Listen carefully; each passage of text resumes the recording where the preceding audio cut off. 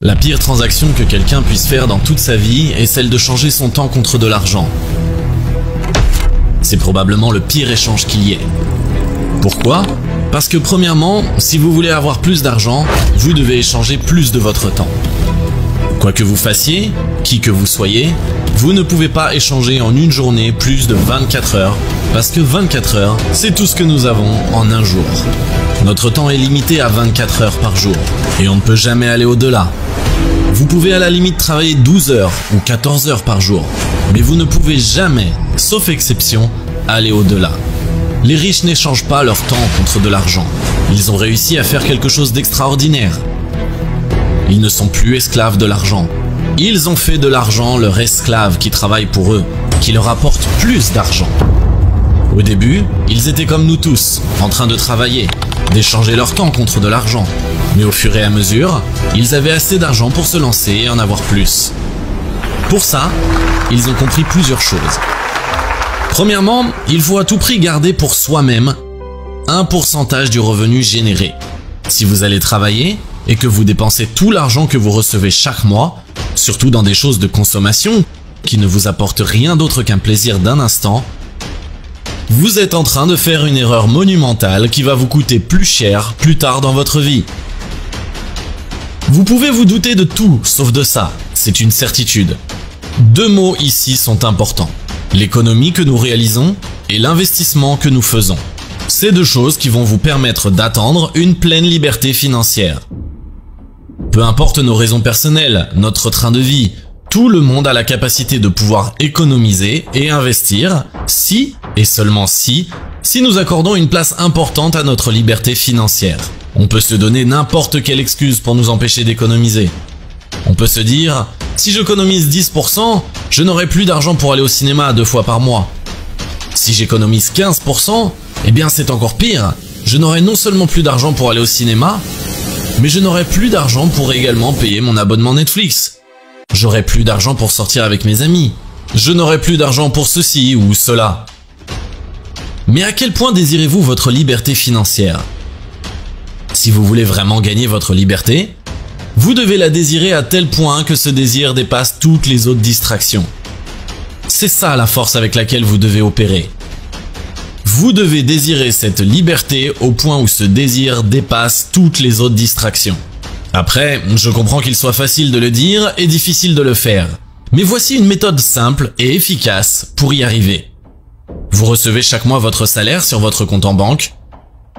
Votre premier réflexe, avant même de faire quoi que ce soit, retirez 15 à 20% de ce que vous venez de recevoir et placez-les sur un autre compte. Et vous devez vous préparer mentalement à vivre avec ce qui reste. Considérez cela comme un impôt ou une taxe que vous devez vous acquitter quoi qu'il en soit.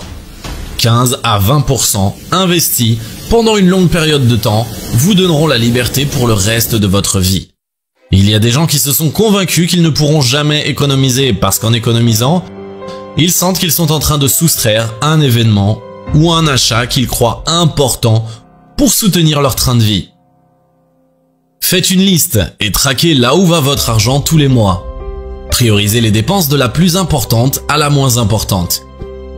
Et effacez de cette liste toutes vos dépenses non importantes et non nécessaires. Vous pouvez commencer par économiser 5% et monter graduellement au fur et à mesure. Et voici un autre point intéressant.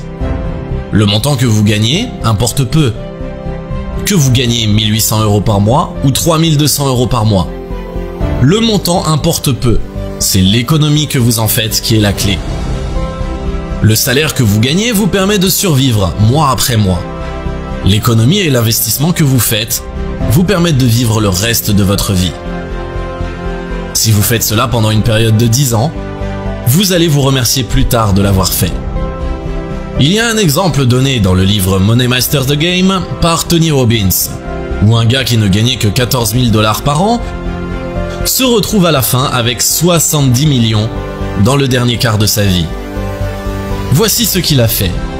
Il a un jour croisé un ami qui lui a dit « Je vais te rendre riche, toi ». Et le gars répond « Je ne serai jamais riche. Je ne gagne que 14 000 $ par an. Je n'arriverai jamais à faire des économies. » Son ami lui répond Écoute, si le fisc venait à te demander de payer 15% de plus, tu vas gueuler, mais tu vas finir par payer. Alors pourquoi ne pas te payer en premier, mon ami?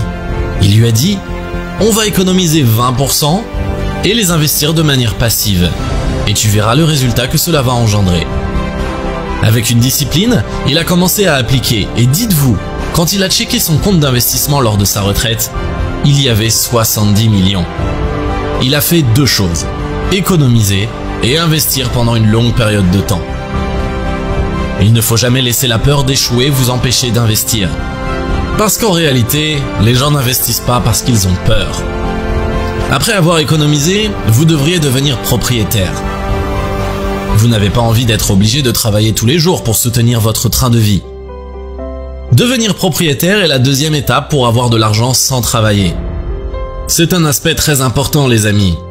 Vous ne voulez pas avoir un iPhone sans avoir une part des actions d'Apple. Vous ne voulez pas posséder une Mercedes sans avoir une part des actions de Mercedes. Vous devez acheter des choses qui s'apprécient sur le temps, des choses qu'on appelle des actifs, celles qui prennent de la valeur. Avant d'acheter des choses qui se déprécient dans le temps, ou autrement dit des passifs, achetez d'abord des actifs. Devenez propriétaire. Et aujourd'hui, il y a 1000 façons de le faire. Vous pouvez acheter des actions individuelles comme celles d'Amazon ou Apple. Vous pouvez acheter une variété d'actions grâce aux index funds, comme le Vanguard S&P 500, qui regroupe une variété d'entreprises et qui par là diversifie votre exposition au risque. Vous pouvez faire des investissements participatifs par-ci, par-là. Vous pouvez acheter des biens immobiliers, etc. Aujourd'hui, il y a plein de façons de devenir propriétaire. Et peu importe le domaine que vous avez choisi, tâchez de bien vous renseigner avant de faire quoi que ce soit. Je vous assure que si vous ne décidez pas de devenir propriétaire et rester consommateur toute votre vie, un jour, quel que soit le salaire que vous gagnez chaque mois, vous allez vous écrouler financièrement. Il y a beaucoup d'exemples. Mike Tyson, par exemple, a gagné des centaines de millions de dollars lors de sa carrière. Il a fait dans un de ses matchs de boxe 300 millions en une nuit. Sa fortune personnelle était estimée à un demi-milliard de dollars. Mais avec tout ça, il a fait faillite, parce que lui-même disait qu'il dépensait son argent délibérément dans des futilités. Une Lamborghini par-ci, un yacht par-là, et sans se rendre compte, il les fauchait. Le premier réflexe que vous devez avoir quand vous commencez à faire un peu d'argent, c'est de devenir propriétaire. Et propriétaire des choses qui s'apprécient dans le temps. Pas celles qui se déprécient dans le temps. N'allez pas vous payer une belle voiture sitôt que vous commencez à faire de l'argent. C'est une erreur que beaucoup de jeunes commettent et qui leur coûte beaucoup plus cher dans l'avenir. Allez plutôt investir cet argent sur une entreprise comme Amazon, Tesla, Apple ou autres qui apportent de la valeur à la société. Vous devenez par là propriétaire d'une petite partie de ces entreprises. Maintenant, quand vous avez fait ça, quand vous avez de l'élan, vous commencez à comprendre des choses qu'avant, vous n'avez aucune idée. Et soudainement, vous aurez le désir de vouloir apprendre encore plus. Et à ce moment-là, vous devez essayer de mettre en place un business qui fonctionne H24, 7 sur 7, 365 jours l'année.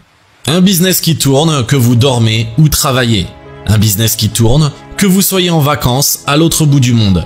Le premier critère à considérer si vous voulez mettre en place cela est que ce business n'a pas de partie mobile. Il vous faut un ordinateur, une connexion internet et le reste dépend de vous. Ce business model peut inclure la mise en place des logiciels informatiques, la vente de formations, des livres que vous vendez. Si vous commencez à faire un peu d'argent, un autre élément important à prendre en compte est la diversification. Il faut savoir diversifier ses investissements. Vous savez, se dire « ne mettez pas tous vos œufs dans le même panier ». La diversification est la règle que même les plus nuls en finance comprennent. Si vous ne diversifiez pas vos investissements, peu importe les investissements que vous réalisez, un jour cet investissement sera touché par un événement hors de votre contrôle et il ne sera plus rentable. Si c'est votre seul investissement, vous êtes foutu. Que vous investissiez dans l'immobilier, dans le marché boursier, dans de l'art, dans une entreprise privée, un jour votre investissement va subir des hauts et des bas. Ray Dalio disait que durant votre vie, il est possible que cet investissement puisse chuter d'entre 50 à 70%. Et quand cela arrive, et que vous n'avez pas diversifié vos investissements, vous perdez beaucoup. Ray Dalio a donné une formule pour diversifier son investissement et ses risques dans le livre Money Masters the Game de Tony Robbins, que je vous recommande vivement. Donc, diversifiez vos investissements pour réduire le risque de volatilité sur vos investissements. Sitôt que vous avez diversifié vos investissements, vous devez vous préparer aux crises. Vous devez comprendre que chaque année, des corrections arrivent sur le marché et cela va perturber votre investissement. Les plus intelligents se préparent pour anticiper l'événement. Les autres le subissent.